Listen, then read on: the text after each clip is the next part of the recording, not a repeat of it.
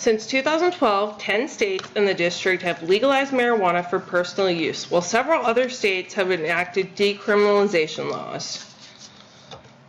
To give you an idea of just how much the laws have changed since 2012, take a look at this map, which represents state marijuana legalization as of 2012. As you can see, there's only 2 red states, Washington and Colorado. Those are the only 2 states at the time that had legalized medical and recreational marijuana use. The green states represent states that had only legalized medical use of marijuana, and the purple states represent no form of legalization. This is a more current state marijuana legalization status map, and as you can see, many states have changed their laws since 2012. Further reforms of marijuana law are on the rise, and they are being considered around the country, including in our very own state of Virginia. According to a recent Washington Post article by Laura Vozzella, Virginia State Attorney General Mark Herring is pushing state marijuana legalization.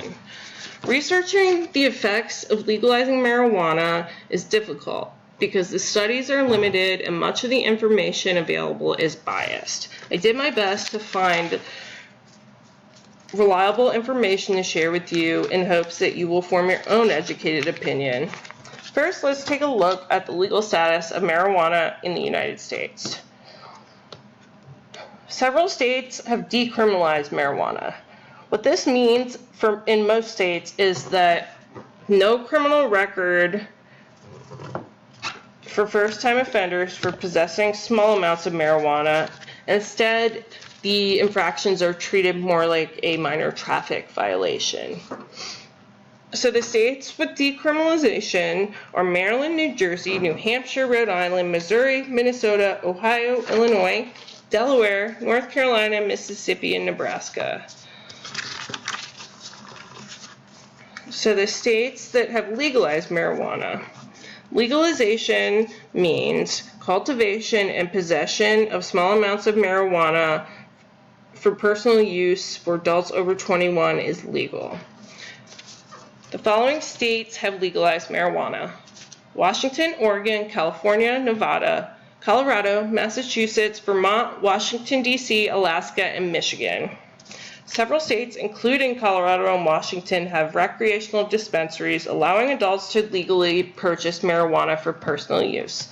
Other states are planning to open recreational dispensaries in the near future. Although this is a separate issue, I would like to mention that now 33 states have legalized medical marijuana. Next, I'd like to go over some of the risks and benefits of marijuana use. I got this information from Marijuana Legalization, Everything You Need to Know by Jonathan P. Calkins. The previous information about legalization and decriminalization in the states came from NORML.org. NORML is the National Organization for the Reform of Marijuana Law.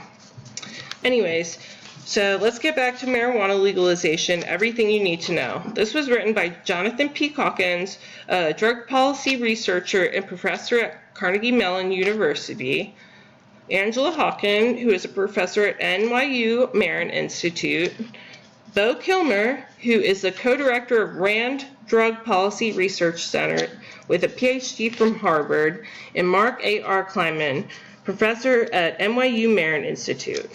This book was published by Oxford University Press. The book notes that scientists have yet to reach a consensus on the risks and benefits of marijuana use, as there's so many contributing factors to consider when examining the effects. According to the book, it is difficult to determine if marijuana use causes negative consequences or just happened to be correlated with them. Here's what we do know about the risks of marijuana use. Marijuana contains carcinogens. Marijuana can cause dependence. There is a statistically strong association with marijuana use in the emergence of psychotic symptoms.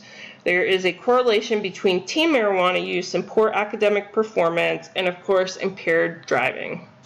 As far as medical benefits, the jury is still out on this one. There's not enough research. However, the book states that the Institute of Medicine claims that scientific data shows the potential for the therapeutic value of cannabinoids for pain relief, nausea and vomiting, and stimulating appetite. So let's look at some of the states that have changed their laws so far. Most of the information available is only about Colorado and Washington, as those were the first two states to legalize it. It's important to remember that legalization is still too new, and the full effects of legalization will become clearer over time. States that more recently changed their laws don't have enough data to give us any information about the effects. So let's talk about Colorado. The following information I got from the Denver Post from the article Colorado's Anticipated Marijuana Report, which highlights some of the findings from Colorado's Department of Public Safety on the impact of marijuana legalization, and this was released in 2018. So how has marijuana legalization affected education in Colorado? According to the report, there's been no increase in pot use among young people. However, it's still the most common reason for expulsion. It has not impacted graduation or dropout rates, as you can see from this graph here. Graduation rates have gone up and dropout rates have gone down since 2012. The next thing that the article discusses is driving. According to the report, fatal crashes with THC levels above the legal limit decreased from 52 in 2016 to 35 in 2017. Citations for marijuana-only impairment stayed steady between 2014 and 2017 at 7% of all DUI arrests. Arrests for marijuana have dropped from 12,709 in 2012 to 6,153 in 2017. According to the report, this is how marijuana legalization has affected crime. Illegal grow operations have increased by 73% in the past 5 years, with 80,926 plants seized. Increase in cases of organized crime is also on the rise, from 31 in 2012 to 119 in 2017. The major health risk associated with marijuana legalization in Colorado is the increase of hospitalizations for marijuana exposure. Another article I used to analyze the effects of marijuana legalization is from the Washington Post, an article by Christopher Ingram. Here's how legal pot changed Colorado and Washington. Ingram highlights a report from the Drug Policy Alliance that researched some of the main factors of marijuana legalization. So for teen use, this report also states no significant change.